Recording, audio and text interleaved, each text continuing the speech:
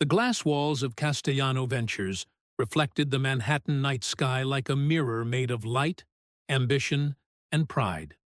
At the center of it all was Diana Castellano, the woman who had built an empire out of sleepless nights, cold numbers, and an unshakable belief that she could not lose. But tonight, everything she believed in was falling apart.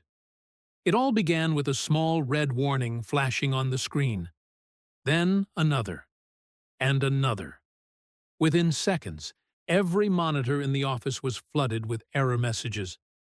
Data breached, accounts erased, financial losses climbing with every heartbeat. The system was collapsing from the inside, right before her eyes. The empire she had spent 15 years building was burning silently. Diana slammed her fist on the mahogany desk. No, impossible. Her breathing came fast, tangled between fear and fury. The merger deal worth $12 billion, set to be signed at dawn, was now nothing but a shattered dream. Each passing minute drained millions of dollars from the system, along with her pride. Outside, the city still glowed. Skyscrapers soared. Streets sparkled. Life went on, indifferent to one woman's despair. Manhattan never stopped. It simply watched, quietly, as those who once thought themselves invincible began to fall. Diana had sent the tech team home hours ago. She couldn't bear another terrified look. She just wanted silence, to be alone with the ashes of the empire she'd built. But then, a small sound broke the stillness. Footsteps, slow, steady. Then the soft squeak of a wheel rolling across the floor. She looked up. A man in a blue janitor uniform was pushing a cleaning cart down the hallway. He stopped at the glass door of her office, startled to find her still there. His light brown hair was slightly tousled. His dark eyes met hers, calm, steady, neither curious nor afraid. Only a strange kind of quiet. Diana forced a bitter smile. Don't worry, you didn't break anything. I'm just sitting here, watching 15 years of my life turn to ashes. He hesitated, then tapped lightly on the glass door. Are you okay? His voice was low and warm, carrying a hint of Brooklyn in its tone that made the question sound genuinely kind. Okay? Diana let out a dry laugh. You tell me. My company just died right in front of me. His eyes flicked over the screens, still flashing red. That's a cyber attack, he said calmly. Diana froze. What did you say? He nodded slightly. I used to work in cybersecurity. Before, life sent me elsewhere. He paused for a second, then added, May I take a look? Diana blinked. The man pushing her cleaning cart had just offered to handle a crisis that her senior engineering team had failed to solve. She almost laughed. But there was no arrogance in his eyes, only the quiet certainty of someone who had fought chaos before. She silently stepped aside. Go ahead. He sat down. His fingers began flying over the keyboard, fast, precise, practiced, as if he had never left that world. The light caught the name tag on his chest. Jamie Sullivan. Diana asked softly, almost in a whisper. Who are you? Jamie didn't look up. His voice stayed calm, steady. Just someone who refuses to let things die before trying to save them. 6 hours earlier. Diana Castellano stood before the board of directors, her gaze sharp as a razor. Ladies and gentlemen, she said, her voice calm but heavy with authority, the merger with Quantum Industries isn't just a strategic move. It's the leap that will put us at the top of the global tech world. Approving nods rippled around the table. Castellano Ventures, her brainchild, had once started in a cramped apartment, and now it had become a global conglomerate with more than 50,000 employees worldwide. But no one in that room knew that the powerful woman standing before them carried inside her a hollowness that words could barely describe. Diana hadn't built this company on intellect and ambition alone. She had built it out of everything she'd lost. 15 years ago, when Castellano Ventures was still just an idea, she missed her mother's birthday because of a meeting. When her mother fell ill, she didn't go home because she was negotiating with investors. And when her mother passed away, she didn't get to say goodbye, because at that moment she was in Singapore, signing a contract she thought would secure her future for life. Success always has its price, she often told herself. But tonight, she would begin to wonder whether that price had been too high. After the meeting, Diana returned to her office. The golden lights reflected on the marble floor, her shadow stretching long and silent. Stephanie Kim, the young chief technology officer, was waiting with an iPad in hand, her expression tense. "Diana, I need you to see this," she said, fingers swiping quickly across the screen. "What is it?" Diana frowned. "Some unusual activity in the system." "I'm not sure, but it seems like someone might be probing our internal network." Diana closed her eyes for a moment, inhaled deeply, then spoke in a cool, detached tone. "Strengthen the firewalls. We're about to close the biggest deal in the company's history. I don't want a single mistake, not even a small one." "Yes, ma'am," Stephanie nodded, though unease still lingered in her eyes. Diana didn't know. That was the very last moment she could have stopped the nightmare that was coming. At the same time, in another corner of the building, Jamie Sullivan was pushing his cleaning cart down the 12th floor hallway. The earphones in his ears were playing a podcast about Python programming. His blue uniform had faded after hundreds of washes. The same hands that had once written lines of code worth millions of dollars now held only a mop and a rag. But Jamie had no regrets. He glanced at the old watch on his wrist. 8 p.m., only one more hour left in his shift. Then he'd go home to Ruby. Ruby, the 7-year-old girl with big, bright eyes just like her mother's. The mother who had passed away when Ruby was only 6 months old, leaving Jamie with a tiny baby and a mountain of medical debt. He had once been a brilliant software engineer at a leading cybersecurity firm. He'd had everything: a high salary, reputation, and a promising future. But when his wife was diagnosed with cancer, everything collapsed. He quit his job to care for her. The savings ran dry, the insurance wasn't enough, and after 3 years of hopeless battle, she died. Jamie was left alone, with a daughter and a foggy future. No company wanted to hire a rusted engineer who had been out of the field for 3 years. In the tech world, 3 years away might as well be 30. So Jamie did the only thing he could. He became a janitor. By day, he mopped floors, emptied trash bins, scrubbed restrooms.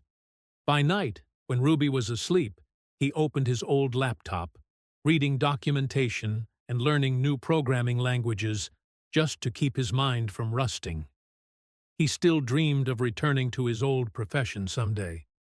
But for now, the most important thing to him wasn't glory. It was being there for Ruby, the only person he had left. He remembered his daughter's question from the week before. "Daddy, why don't you work with computers like the other people?" He bent down, pulling her into his arms. "Because I want to spend more time with you, Ruby." "Working with computers sometimes takes away the most precious time we have." Ruby looked up, eyes wide. "But you're really good, Daddy. I saw you fix my laptop in just 5 minutes." Jamie laughed softly, brushing her hair. "I'll always be here with you, no matter what I do. That's what really matters." But tonight, as he stepped into Diana Castellano's office and saw the screens in chaos, the data flashing wildly like madness, something inside him stirred. The part of him that once lived for passion, that once believed in his own skill, suddenly awakened. And Jamie Sullivan, the man who mopped the floors where others created miracles, was about to create one of his own. Your backup servers, are they directly connected to the main servers? Jamie asked, his eyes still fixed on the screen. Diana looked at him, still not entirely grasping what was happening. The way he navigated the system, fast, precise, confident, made her feel as if this man had been working at Castellano for years. No, she replied hoarsely. They operate independently. Jamie nodded. Good. That's your miracle right there. He began typing long lines of code, the characters racing across the screen like a rushing symphony. The flood of errors that had filled the monitors moments ago gradually shifted in color. Folders began to reappear. Data was being restored piece by piece. For the first time that long night, Diana felt a faint spark of hope rise in her chest. I need full access, Jamie said, his voice low but steady. Diana hesitated for a second, then pulled the MasterCard from her wallet and placed it on the desk. You have it now.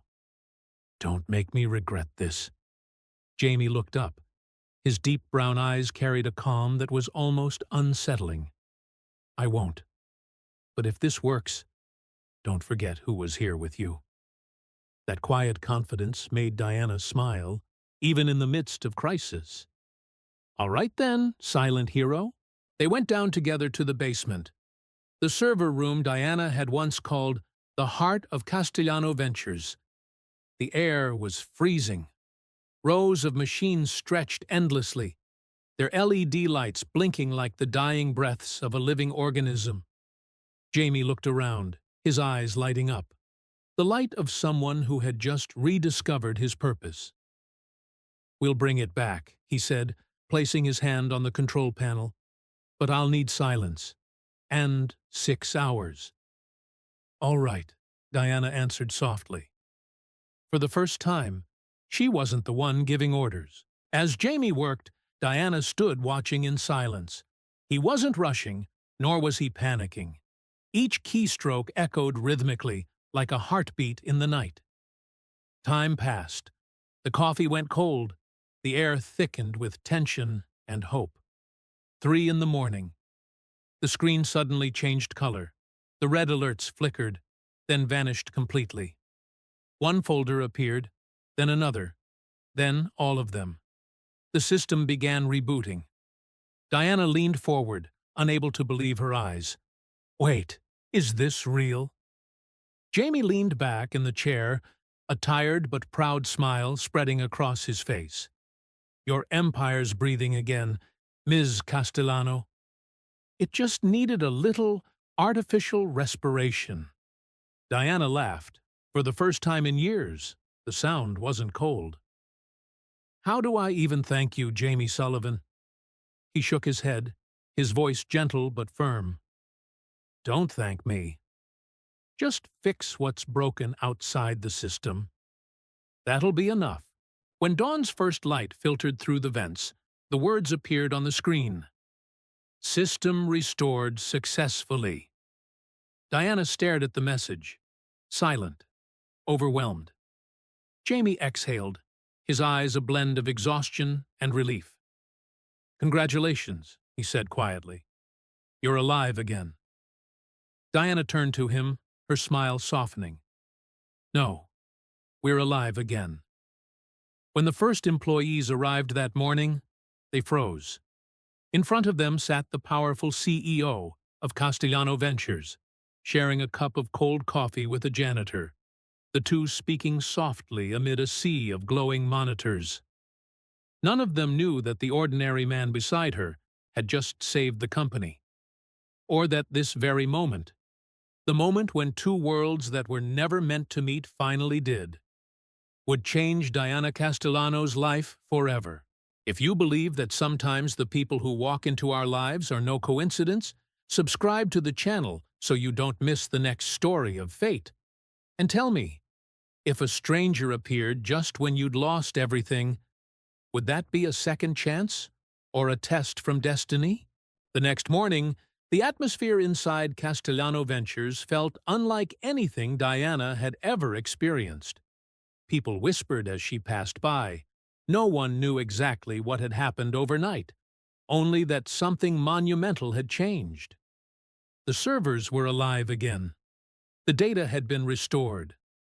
The company had escaped death by an inch. And all of it, thanks to a man no one had ever bothered to look at twice. That morning, Diana summoned the senior management team to the conference room. Sunlight poured through the glass walls, reflecting off her calm face. "I want to introduce someone," she said, her voice steady but echoing through the room. "This is Jamie Sullivan.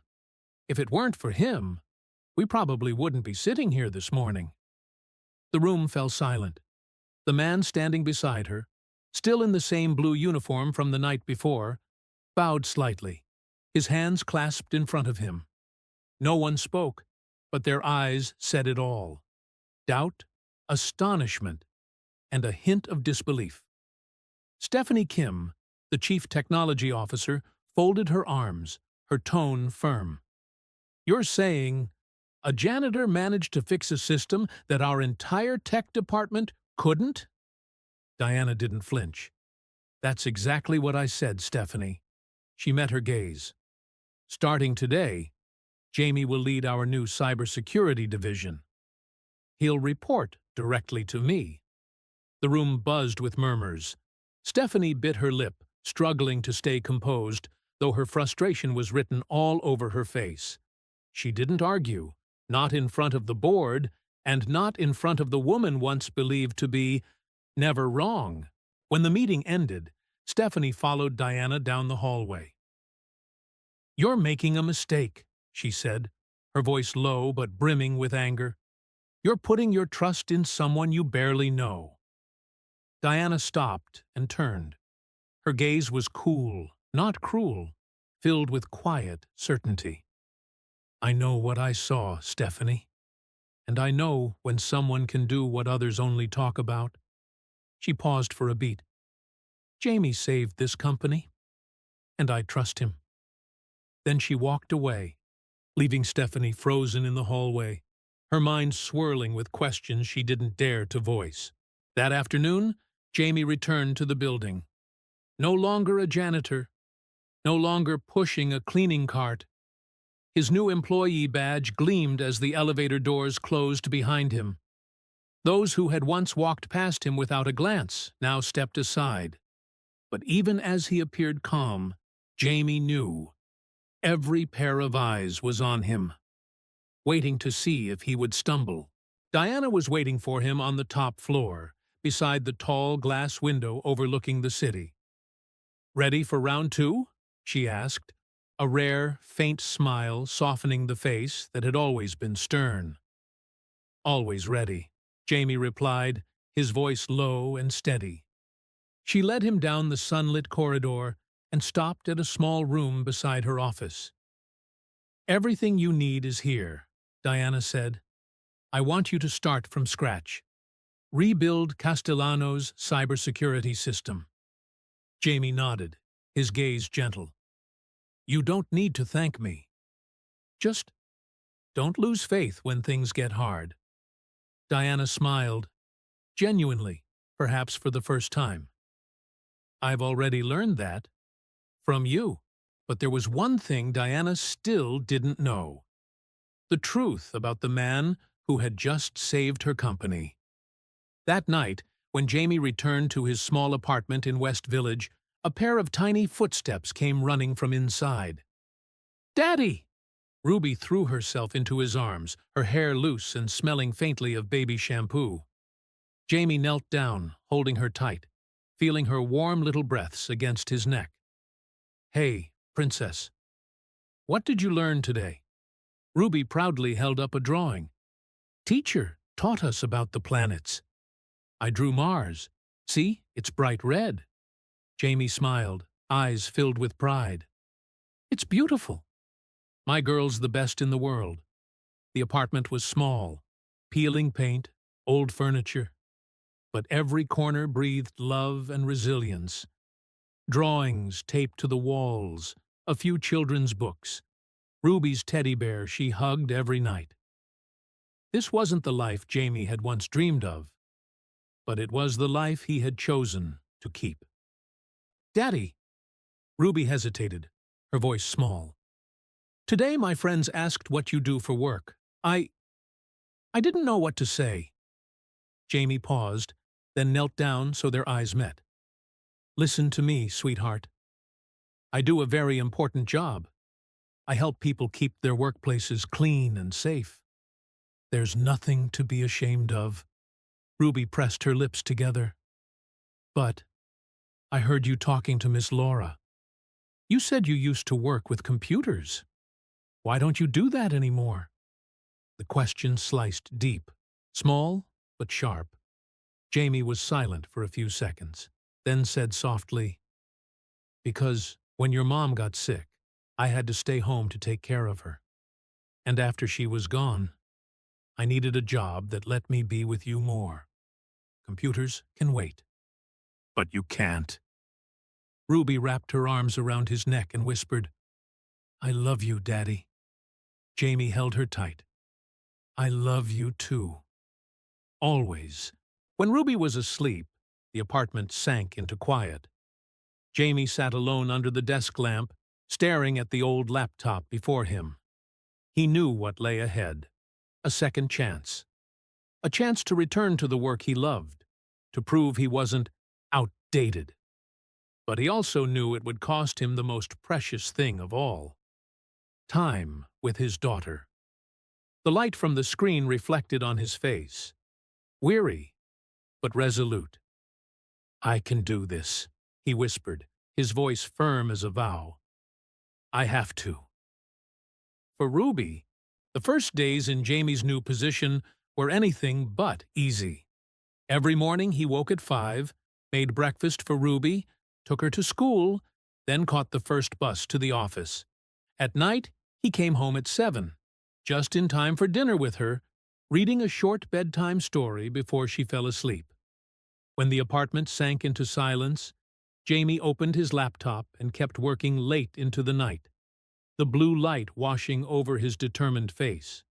He rebuilt the entire digital infrastructure of Meridian from scratch, rewriting code, restructuring the security system, implementing encryption protocols, and training a small team of loyal engineers. The company's revival quickly became a topic in financial newspapers. Investors returned. Clients praised their rebirth from the ashes. But behind the spotlight, Jamie felt something was off. A shadow still lurked somewhere within the system. And this time, he intended to find it. One evening, long after the office had emptied, Jamie still sat before the glowing screen, its light reflected on his tired face. The door opened quietly. Diana appeared, still in her tailored suit, holding 2 steaming cups of coffee. "I figured you'd still be here," she said, half reproach, half admiration. Jamie took the cup, nodding gratefully. "Something's wrong," he said in a low voice. He pointed to the monitor, where lines of code scrolled endlessly.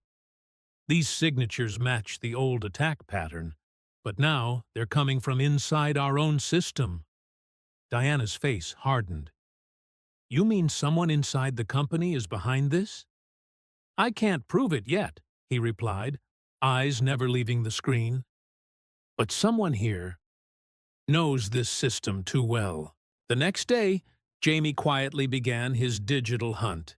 He tracked every suspicious access point, built dozens of decoy traps, and created fake data vaults designed to lure the intruder.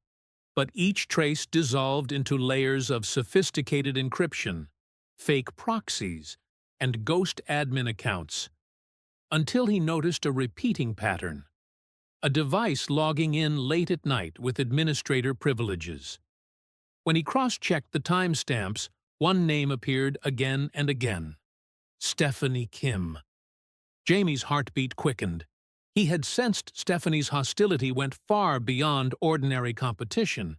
But now, he had proof. That night, Jamie walked into Diana's office, holding a flash drive. "We need to talk," he said. His tone was low and firm, enough for Diana to know this wasn't just a technical report. He plugged the drive into her computer. The screen lit up, dense logs spilling out like a map of wrongdoing. "These are from the internal servers," Jamie said. "Stephanie used her account to access restricted data the night of the attack.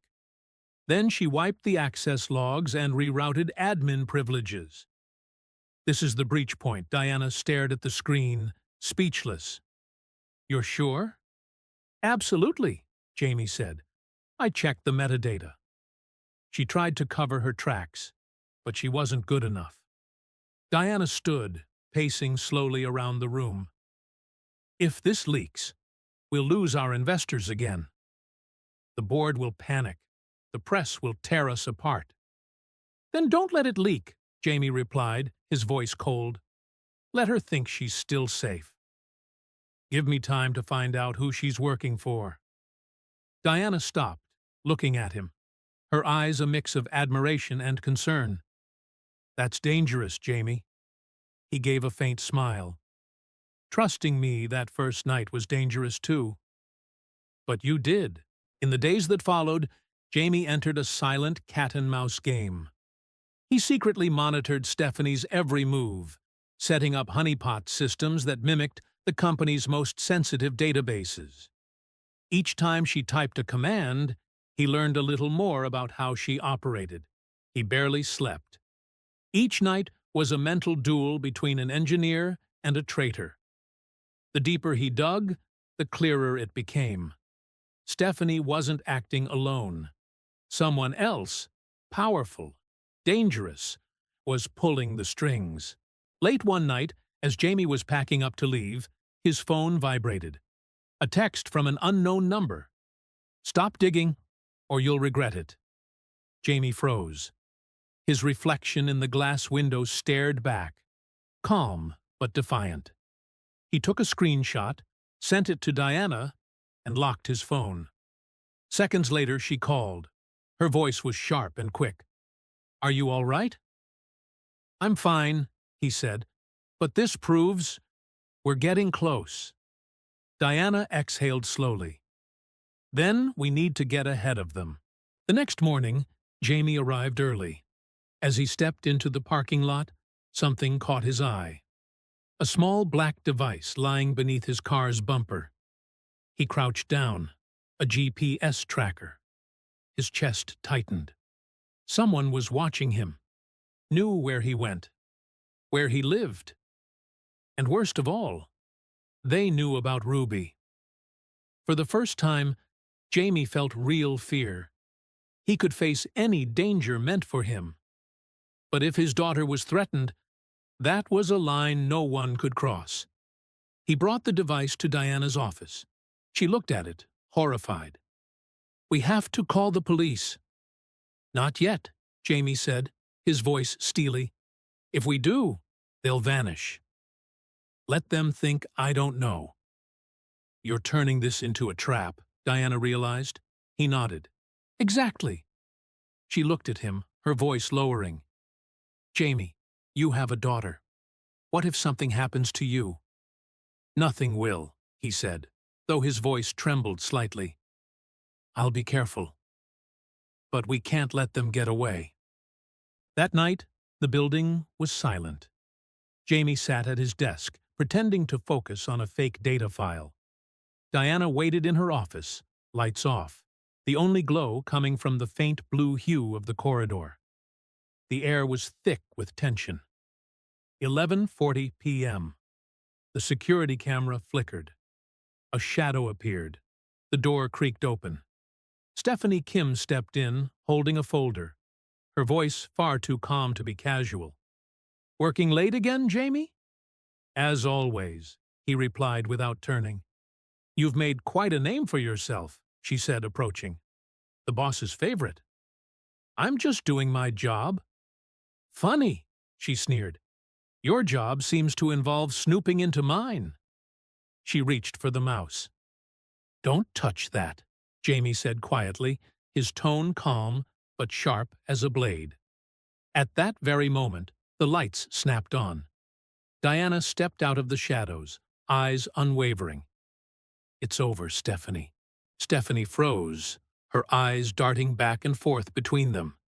Confused, trembling, yet still holding a defiant edge. You think you understand what's happening here? She burst out, her voice edged with a dry laugh. You don't understand anything. Diana stepped forward, her tone calm but firm. Then explain it to us, Stephanie. She laughed, a bitter, broken sound. Castellano sold its soul long ago, to people who only care about profit, who don't mind what burns down as long as they make money. You're all just pawns. And sooner or later, you'll see. Jamie stood still, watching her closely. You're talking about neuroline systems, aren't you? The silence that followed was louder than any confession. They paid you to sabotage us, Diana said, her voice dropping to a cold whisper. Sabotage? Stephanie smirked. No, I call it exposure. And one day, you'll understand. She shoved the folder against Diana's chest and turned sharply to leave. Her heels clicked sharply against the floor. Stephanie, Jamie called. But she didn't stop. By the time security arrived, the elevator was empty. The surveillance feed flickered for a few seconds, then went black. Jamie slammed his hand on the desk, his voice caught in his throat. She knows how to disable the data feed. Diana exhaled, staring at the blank screen. We'll find her. We have to. At dawn, after nearly 10 hours without sleep, Jamie traced the first lead.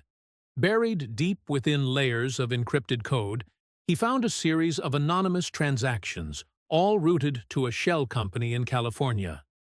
He looked up at Diana, his voice rough but steady. This goes beyond Stephanie. Neuroline's been buying people inside our company, maybe even the board. They're trying to take us down from the inside. Diana rubbed her temples, her eyes weary but clear. So, what do we do now? Expose them, Jamie said, each word heavy with resolve. But on our terms. Diana stared at him for a long moment. You realize this could destroy both of us, right? Jamie gave a faint smile, his eyes unwavering. Or it could be the way to fix everything. But as Jamie was leaving the office that morning, his phone buzzed. A message from Laura, Ruby's babysitter. Jamie, there's a strange man standing by the school gate watching Ruby. She's terrified. Please come now. Jamie's chest clenched. He didn't say a word, just grabbed his jacket and bolted out the door. He didn't wait for the elevator, running down 3 flights of stairs, through the lobby, bursting out into the street.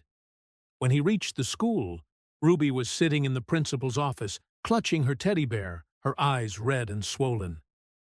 Daddy! She cried, leaping into his arms. Jamie hugged her tightly, his whole body shaking. Are you okay? Did anyone hurt you? Ruby hiccuped between sobs. There was a man, Daddy. He was just standing outside the gate, staring at me. I got so scared. Laura, the middle-aged woman who had cared for Ruby since she was a baby, placed a hand on Jamie's shoulder. I called security. He ran off. But Jamie, what's going on? Jamie looked down at his daughter, her tiny eyes still glistening with tears. In that moment, he saw it clearly, how terribly wrong he had been. He thought he could protect Ruby by keeping his 2 worlds separate. But now, his work had dragged his little girl into danger. Laura, he said, his voice low but firm, I need you to keep Ruby at your place for a few days. Don't go out. I'll explain later. Laura frowned, worried. Jamie, are you in trouble? No, he said, though his eyes told another story. I just need to make sure my daughter's safe. That afternoon, Jamie stayed home with Ruby. He cooked her favorite spaghetti, watched cartoons with her, read her a bedtime story. But his mind was elsewhere, in the darkness closing in around them. When Ruby finally drifted to sleep, her small face lay bathed in the soft light, peaceful to the point of heartbreak. Jamie sat there for a long time, remembering the day she was born, remembering the promise he'd made to his wife in that hospital room. Don't worry. I'll protect our daughter, no matter what it costs. Now, in his hunger to prove himself, in his belief that he could control everything, he had put Ruby in harm's way. His phone buzzed. Diana's name lit up. "Jamie, where are you? We need—" "I can't," he interrupted, his voice breaking. "They've gotten close to Ruby." I'm sorry, Diana. I have to step back." A long silence. Then Diana's voice softened. Warmer, gentler, sincere. "Jamie, I understand. Family comes first. You don't need to apologize. The company will survive. We've done it once before. But Ruby, she only has one father. Stay with her." Tears slid down Jamie's cheeks. "Thank you." "No," Diana said quietly. "I should be the one thanking you. For everything." After the call, Jamie sat there, watching Ruby sleep peacefully under her blanket. And then he understood. If he walked away now, the people behind all this would win. They would do it again. To others. To other families. To other children. He heard his wife's voice echo from some distant memory. "You're stronger than you think, Jamie. Don't let fear take that from you. Teach our daughter to be brave. Teach her to fight for what's right." Jamie wiped his tears, leaned down, and kissed Ruby's forehead. "I'll protect you," he whispered, "but I'll also teach you that we don't run from evil. We face it." He picked up his phone and called Diana again. "I'm coming back," he said, his voice low but resolute. "But this time, we do it my way. And we end this, once and for all." The following week, as Jamie worked day and night tracing Stephanie's digital trail, he uncovered something far more terrifying. Stephanie wasn't the mastermind. She was merely a tool, a pawn in a much larger game. As Jamie dug deeper into the encrypted financial files, another name surfaced, and it made his blood run cold. Valerie Stone, Castellano's chief financial officer. Valerie had been with Diana since the very beginning. She was a friend, a mentor, and the one person Diana trusted completely. But according to the data Jamie found, Valerie had been selling confidential information to Neuroline through a shell consulting firm called North Park Consulting. Jamie went straight to Diana. "Valerie?" Diana repeated, her voice trembling. "That's impossible. I've known her for over 10 years. She's been with me since the startup days." "That's exactly what makes it dangerous," Jamie said slowly. "No one ever doubts loyalty until loyalty becomes betrayal." Diana sank into her chair, as if her legs could no longer hold her. "Why?" she whispered. "I gave her everything. Power, money, respect." Jamie looked at her, his voice lowering. "Sometimes people don't betray because they lack something. They betray because they feel unseen." Diana lifted her head, pain filling her eyes. "But I did see her." "Did you really?" Jamie asked quietly but directly. "Or did you only see her role?" The question cut deep. Diana fell silent, and in that moment, she realized she had done the same to Jamie. Once, she had seen him as nothing but a janitor, until he saved the entire company. Finally, she drew a deep breath. "We need proof." "Solid proof. No mistakes." Jamie nodded. "I'll set a trap. But this time, we have to be extremely careful. Over the next 3 days, Jamie built a flawless digital honeypot, an isolated server that perfectly mimicked Castellanos' financial infrastructure, filled with fake data and hidden trackers. Every detail was so convincing, it bordered on perfection. On the fourth night, the trap was sprung. An intrusion alert flashed on his screen. Someone was accessing Castellanos' system. Jamie stared at the monitor, his pulse racing. "I have the location," he said quickly into the phone. "The signal's coming from an office in Manhattan." Diana's reply was short and sharp. "We end this tonight." They drove through the deserted city streets, the lights reflecting off the windshield like a pulsing heartbeat. Neither spoke.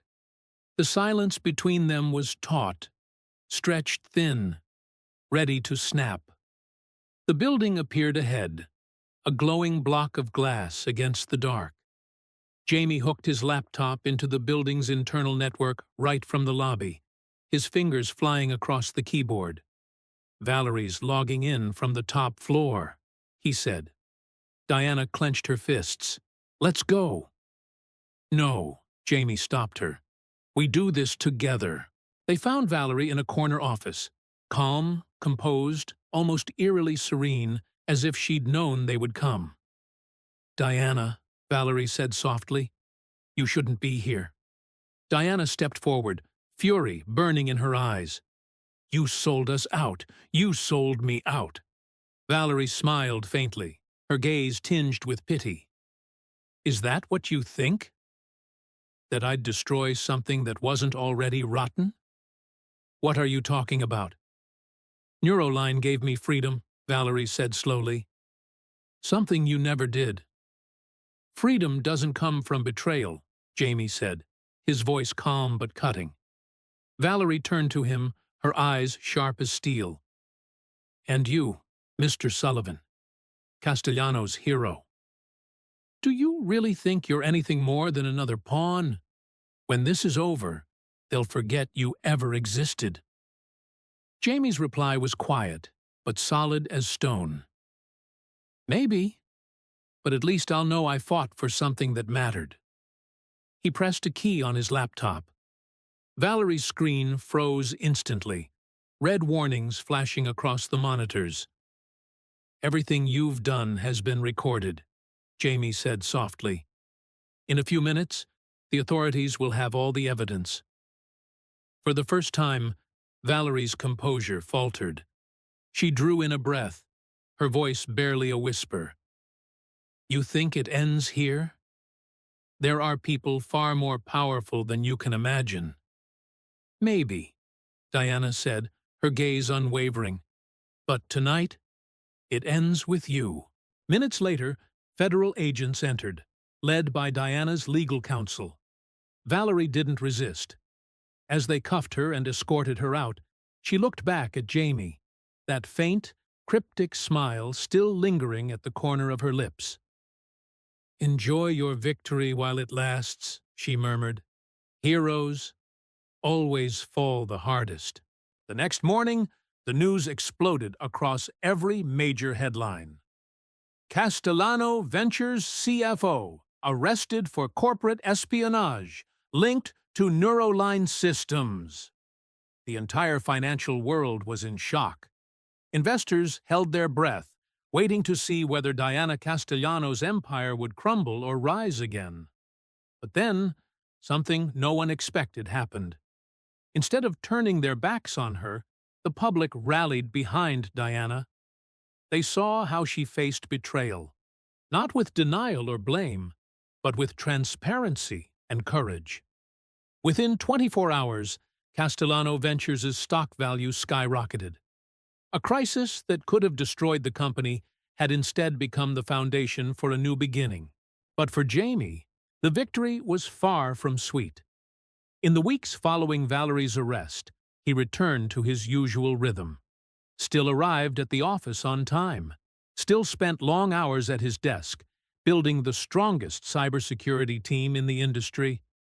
But every day, at exactly 6 o'clock, he left. No delays, no exceptions. One afternoon, As the clock read 5:45, his office door opened. Diana walked in, 2 cups of coffee in hand. "Heading out early again?" she asked, half teasing, half smiling. "As always," he replied, closing his laptop. Diana sat in the chair across from him, her voice softening. "Jamie, I've never asked you one thing. Why did you give up your career to become a janitor?" He was silent for a moment, then pulled a worn photo from his wallet. It was of a young woman holding a 6-month-old baby, her gentle smile glowing, her eyes bright as candlelight. "This is my wife," he said quietly. "She passed away 3 years ago from cancer." Ruby was 6 months old. Diana fell silent. The light in the room seemed to dim. "I used to be a successful engineer," Jamie continued, "but when she got sick, I realized all the meetings, the contracts, the promotions, none of it meant anything compared to holding the hand of the person you love in a hospital room." "You gave up everything," Diana whispered. Jamie shook his head. "No, I just chose what mattered more." After she was gone, no one wanted to hire a so-called outdated engineer, but they needed cleaners. And that job gave me something tech never could: time with my daughter. Diana swallowed hard. "But now that you're back in your career, you could—" "I won't make the same mistake twice," he interrupted gently but firmly. "Ruby needs me, every night. Not the successful version of me, just me." She looked at him for a long moment, then nodded softly. "You're a wonderful father, Jamie." He smiled, barely above a whisper. "I'm just trying. That's all I can do." A few weeks later, Diana visited Jamie's apartment for the first time. It was small and modest, but filled with life. Ruby's drawings were taped across the walls. Stacks of books covered the table. Toys scattered everywhere. Chaotic, yet strangely warm. Ruby ran out, her hair in a crooked ponytail, eyes wide with curiosity at the unfamiliar woman. "Hello, ma'am," she said politely. "Hello, Ruby," Diana smiled, her eyes soft. "Your dad's told me so much about you." The little girl beamed. "Daddy says you're his boss." "Did you know my dad's really smart?" Diana laughed. "I do. Your dad saved my company." Ruby's jaw dropped, her eyes wide with awe. "Really? Daddy, that's so cool." Jamie flushed, waving her off. "Go do your homework, sweetheart." When Ruby dashed back into her room, Diana looked around the apartment once more, then said quietly, "This is a beautiful home." "It's small," Jamie replied, "but it's ours." Diana smiled gently, her tone softening. "Jamie, I want to make you an offer." He raised an eyebrow, curious. "I want to implement a new policy at Castellano. Flexible work arrangements for single parents. You'll be able to work from home 3 days a week." Jamie stared at her, stunned, as if he hadn't heard correctly. You're serious?" "Completely," Diana nodded. "You taught me something important. That success means nothing if we lose what truly matters. I want Castellano to be a place where people can have both." Jamie couldn't speak. He just nodded, lips trembling, tears glimmering in his eyes. "Thank you," he said softly. Diana smiled as she stood up. "No, Jamie," she said quietly. "I should be the one thanking you. You didn't just save the company. You reminded me of what I'd forgotten, the reason I started all of this." 6 months passed. Castellano Ventures not only recovered, it rose stronger than ever. The cybersecurity division led by Jamie became an industry standard. But more importantly, the company had begun to transform under the new policies Diana had introduced after the crisis. She founded the Second Chance Program, an initiative to recruit people society had overlooked, but who carried extraordinary potential and determination. a once homeless engineer, a designer who had served time for a crime he didn't commit, a programmer who lost her job caring for her ailing parents. Diana saw them, just as Jamie had once seen her on the darkest night of her life, and each of them brought something no university or corporation could ever teach: gratitude, resilience, and the hunger to prove themselves. One afternoon, Diana knocked on Jamie's office door. "I have something to show you," she said, a gentle smile on her lips. She led him down to the basement, the old server room, where everything had begun. Now, the space looked completely different. Soft white light glowed on freshly painted walls, modern equipment gleamed, and above the doorway hung a metal plaque engraved with the words, "The Sullivan Innovation Center." Jamie stood frozen, his breath caught in his throat. You didn't have to do this," he said, voice trembling. "I wanted to," Diana replied, "because this company wouldn't exist without you. And maybe, neither would I." He stepped inside. The room had become a vibrant hub of innovation. Open workspaces, research stations, and in the far corner, a small area for children. Coloring tables, toys, and a tiny chair by the window. Diana smiled at the look of astonishment in his eyes. "So, when Ruby comes to visit," she said softly, "she'll have a safe place to play while you work." Jamie couldn't hold it in any longer. Tears rolled down his cheeks. He clenched his hands, his voice breaking. I don't even know what to say." Diana placed a steady, gentle hand on his shoulder. "You gave me a second chance when the company was falling apart," she said. "Now it's my turn to do the same for you." That evening, Jamie brought Ruby to the center. She ran around the room, eyes glowing with wonder. "Daddy, is this your place?" "Not just mine," he said, smiling down at her. "Ours, and everyone's who works with me." Ruby stopped in front of the plaque. "Sullivan, that's our name." Jamie smiled, his voice trembling. "That's right, sweetheart." She threw her arms around him, whispering softly, "You're amazing, Daddy." "I'm so proud of you." Jamie hugged her tightly, feeling the whole world shrink into that single moment. "I'm proud of you too, Ruby," he said. "You're the reason I did all of this." 2 months later, on a lightly rainy evening, Diana and Jamie stood in front of the Castellano Ventures building. Raindrops glittered under the city lights. The streets, cars, and people still moving in their usual rush, as if there had never been a night when their world nearly collapsed. "Do you remember the night we first met?" Diana asked, her voice low, blending into the sound of the rain. Jamie smiled. "How could I forget? I was supposed to mop the floors, and somehow ended up saving an empire." Diana shook her head with a faint laugh. "No, you saved more than that. You taught me how to see." "See what?" Jamie asked softly. "The invisible ones," she said slowly. "Do you know how many times I walked past you in these halls? How many times I never looked at you, never said thank you, never even asked your name?" Jamie stayed silent. The rain fell steadily. The city lights reflected in her eyes. "You were always there," Diana continued, her voice trembling slightly. "But I was too consumed by my own success to notice. And then, on the night I lost everything, you were there again. Not because you had to be, but because you cared. Anyone would have done the same." Jamie began. "No," she interrupted. "Most people would have walked away. But you didn't. You stopped.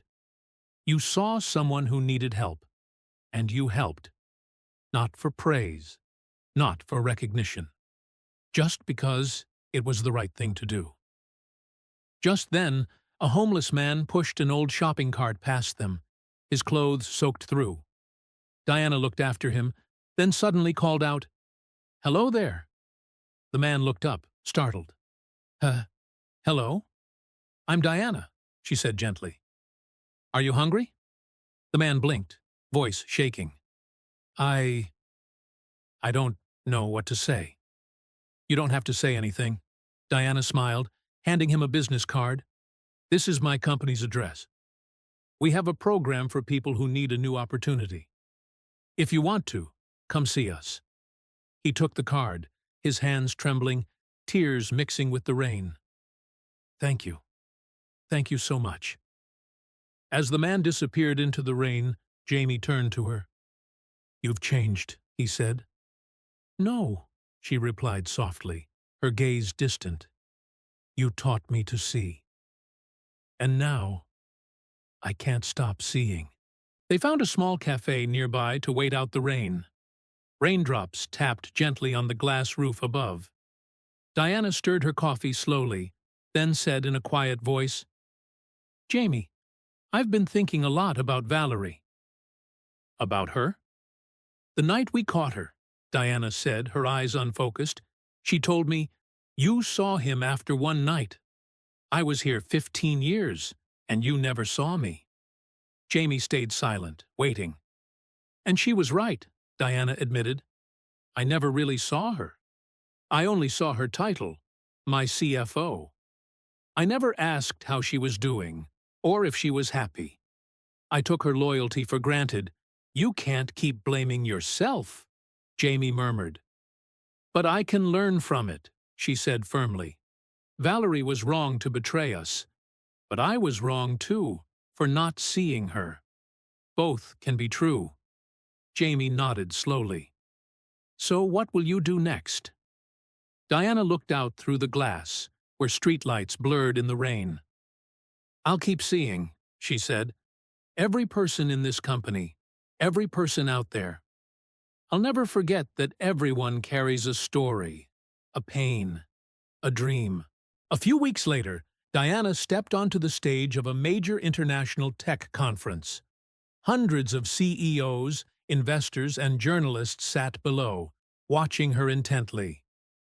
"People ask me," she began, her voice echoing through the microphone, "how Castellano Ventures recovered from the worst crisis in its history."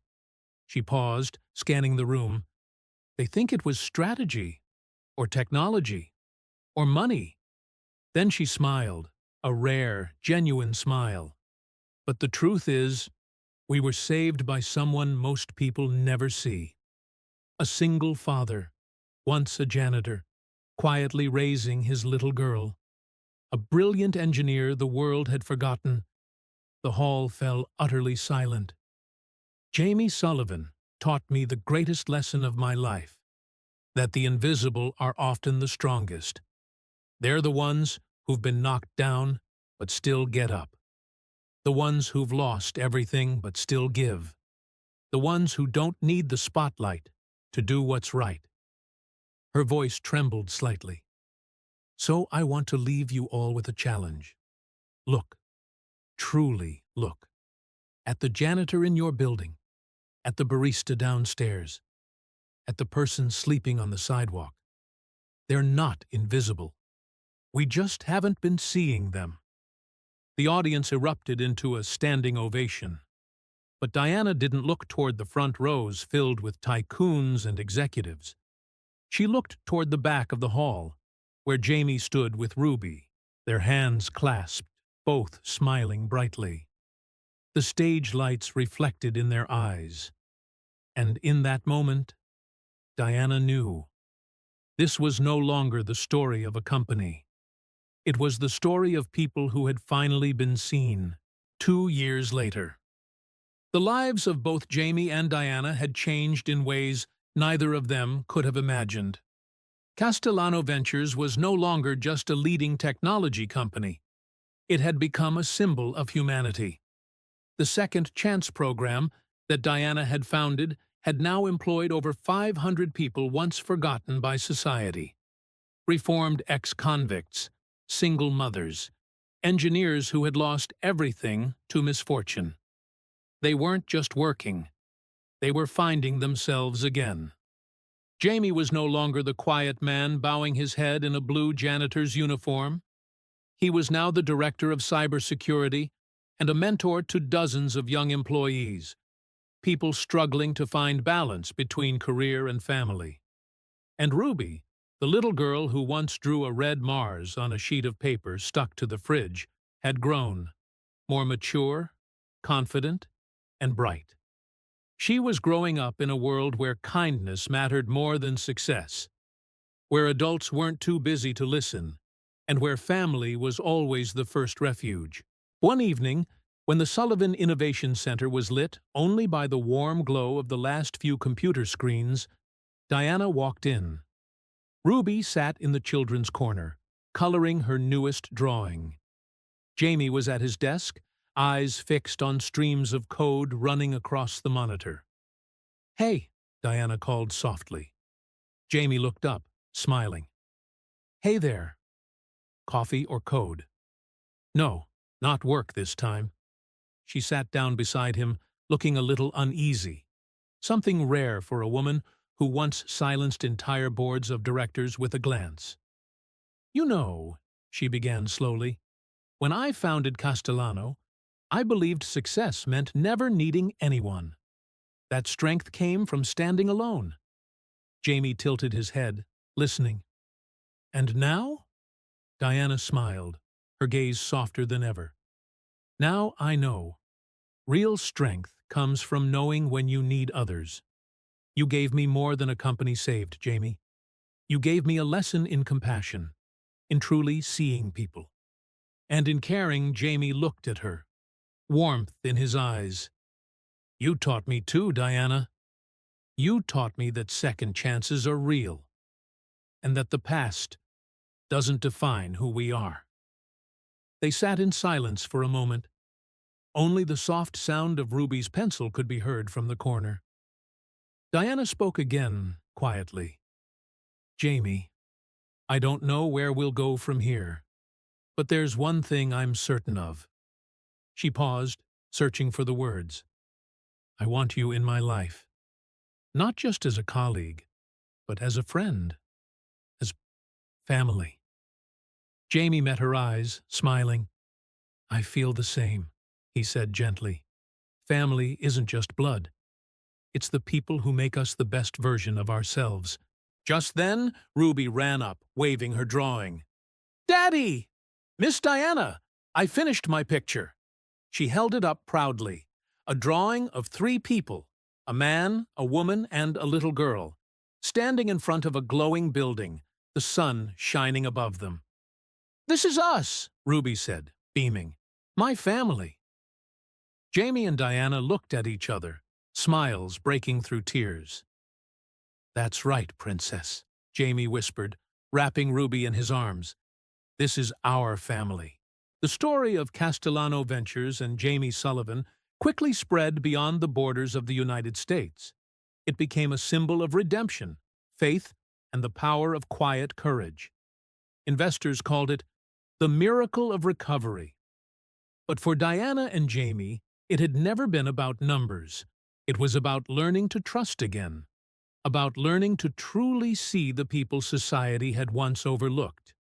And more importantly, it was about realizing that the most extraordinary people are often the ones no one notices, until everything falls apart.